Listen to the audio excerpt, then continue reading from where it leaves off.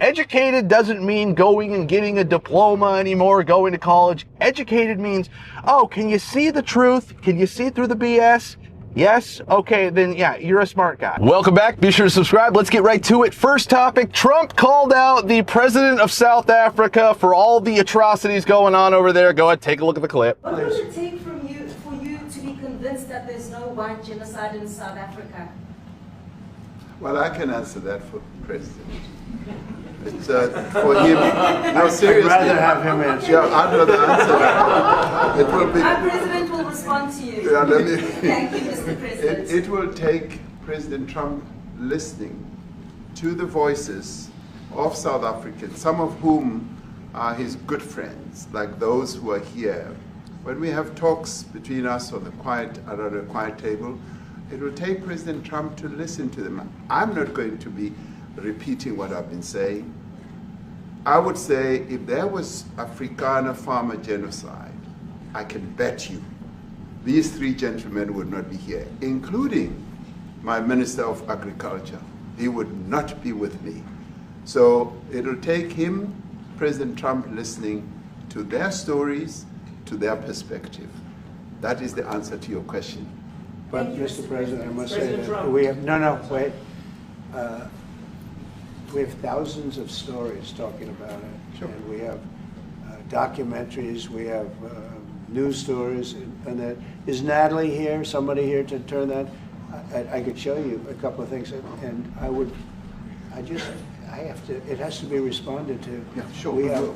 Let me see the articles, please, if you would, and turn the lights down. Turn the lights down, and just put this on. It's right behind you, Johan. There's nothing this parliament can do. With or without you, people are going to occupy land. We require no permission from you, from the president, from no one. We don't care. We can do whatever you want to do.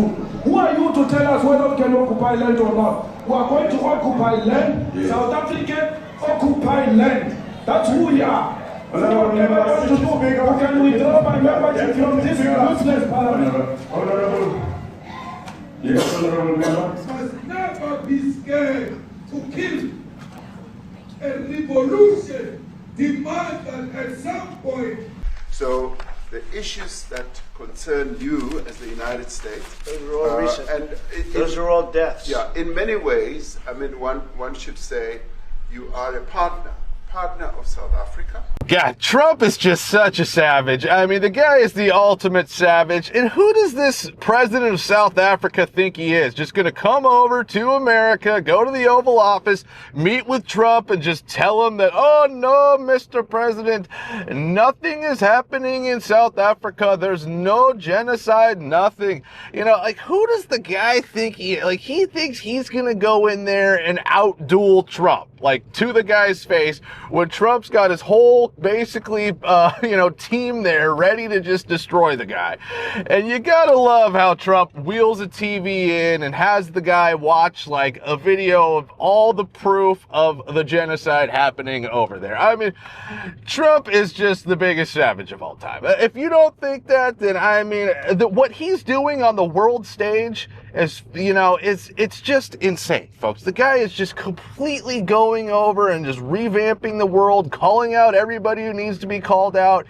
Frankly, it's incredible. It's incredible. And you need to really take this time and appreciate this time we're living in, because when Trump's done, his presidency's over, and he's not in the limelight every single day like we get to see, the world's gonna be a more dull place, folks. I mean, it's not gonna be as fun, it's not gonna be as bright. There's just a light will have dimmed once Trump's presidency is over, because we're not gonna get things like this. And we need things like this, because this makes the world better, it makes the world just funnier, I mean, it's just great. It's great.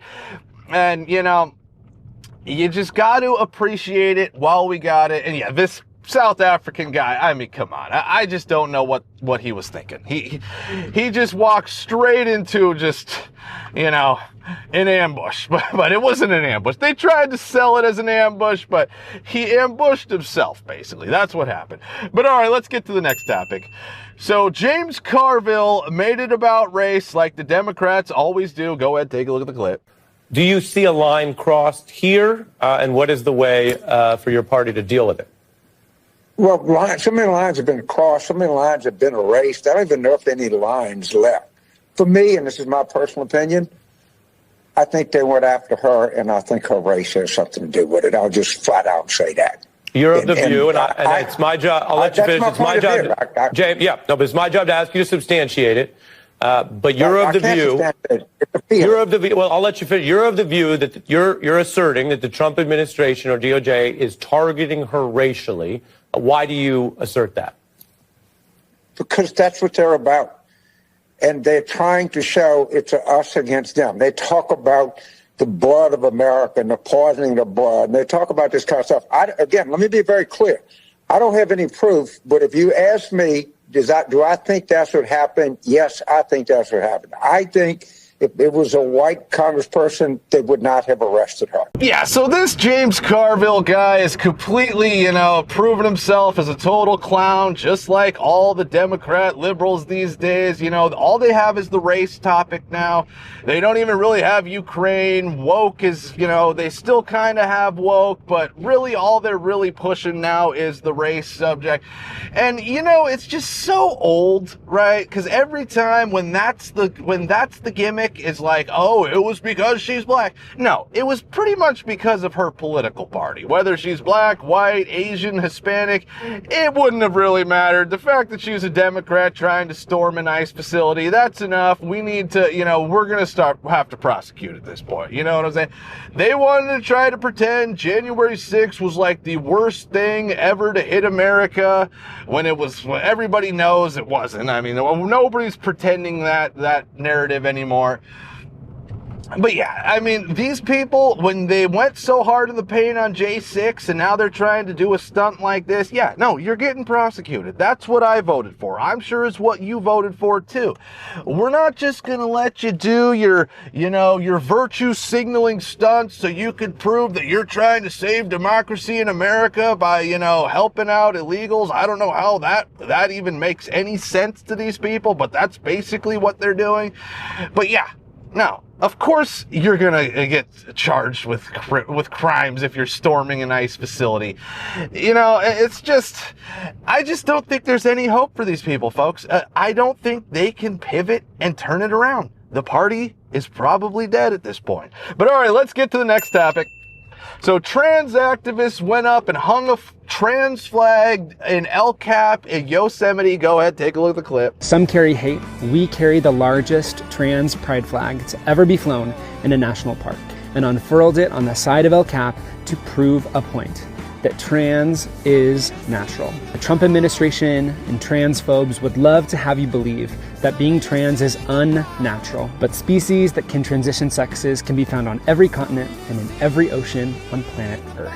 So call it a protest, call it a celebration. We are bringing elevation to liberation. They try to erase us from government websites and education systems and libraries. So we raise this flag higher than ever before so every trans person knows that they have people that love them in their corner. The people united will never be defeated. Yeah, so first of all, this has got to be illegal, number one. I mean, that's defacing government property and destroying a national park. And number two, I mean, how about the double standard here? This type of thing is going to be praised by the media and they're not going to face any charges because they're spreading inclusivity and tolerance and blah, blah, blah. But what if a Trump supporter went up there and put a Trump flag? How do you think that would be received? You think he would be prosecuted to the fullest extent of the law, completely lambasted in the media, probably lose his job. It just shows the double standard in America today. You know, anybody can go out and protest for a woke thing. If you're protesting woke, great. You know, you're more than welcome to stand here and do whatever you want. Hell, I mean, you can even destroy things if you want. But if you're out there with a Trump flag or you're supporting something non-woke, we're going to have to ask you to leave. You're going to have to take all your things and you're going to have to leave. That's the double standard in America today. You can protest for woke and you can do basically anything in the name of woke, but if you're protesting against woke or doing anything in the name of we need to end wokeness, you're going to get prosecuted or you're going to be asked to leave. You're going to be completely shut down. That's America. That's the double standard, and that needs to change. Hopefully Trump can get it to where it's just, you know, complete right down the line. If you're doing something good, okay. If you're doing something illegal, you're gone. You know, that's like, you're going to get prosecuted. That's it. That's it. Whether it's woke, non-woke, it's got to be right down the line. But all right, let's get to the next topic here. Trump blasted an NBC reporter for asking a question about the plane from Qatar. Go ahead, take a look at the clip. Mr. President, the Pentagon announced it would be accepting a Qatari jet to be used as Air Force One. What are you talking about? What are you talking about? You know, you got to get out of here. What does this have to do with the Qatari jet? They're giving the United States Air Force a jet, okay? And it's a great thing. We're talking about a lot of other things. It's NBC trying to get off the subject of what you just saw. You are a real, you know, you're a terrible reporter. Number one, you don't have what it takes to be a reporter. You're not smart enough. But for you to go into a subject about a jet that was given to the United States Air Force, which is a very nice thing. They also gave $5.1 trillion worth of investment in addition to the jet. Go back, you ought to go back to your studio at NBC because Brian Roberts and the people that run that place, they ought to be investigated. They are so terrible the way you run that network, and you're a disgrace. No more questions from you. Go ahead. Go ahead, talk about that. His name is Peter something. He's a terrible reporter. Quiet. Let's go. Yeah, first of all, good for Trump for blasting this guy about this stupid question that's been asked 500 times. Trump's given the same exact answer basically 500 times. Like, yeah, they gave America a plane. So we took the plane. Everybody wants to pretend that the media is trying to pretend that Trump's just getting a free plane. Like, oh yeah, this is going to be the Trump family's new flying palace, blah, blah, blah. It's not the case. They gave America the plane, right? It's going to the Air Force. All right, folks. And I'm glad Trump called this guy out for, you know, changing the subject because that's exactly what he was doing, right? You know, the media these days, they're the type of media where it's like, oh God, Trump's totally, you know, blasting and owning the president of South Africa. We got to change the subject because we're NBC. We will not stand for this type of behavior. We're going to have to do this and show that Americans aren't this type of people. That's what the media does these days. They take it upon themselves to like pretend that like they are making America a better place, you know, when they're completely destroying America. Trump's making America great again, but the mainstream liberal media, they are destroying America because they're just telling so many Americans who just, that's all they watch is CNN and NBC. All they're doing is selling just the fear-mongering narrative. That's all the media does, folks. And if you can't see it, then you're just going to live that life of being afraid and, you know, you're going to be, you know, the veil will be over your face and you're not going to be able to see the truth. And if you can't see the truth, then frankly, I don't want anything to do with you. I mean, because then you're not educated if you can't see the truth. Educated doesn't mean going and getting a diploma anymore, going to college. Educated means, oh, can you see the truth? Can you see through the BS? Yes? Okay, then yeah, you're a smart guy. If not, then you're not educated in what's going on in the world and pretty much you're a moron. But all right, that's it for today. Be sure to like, subscribe, and we'll be seeing you.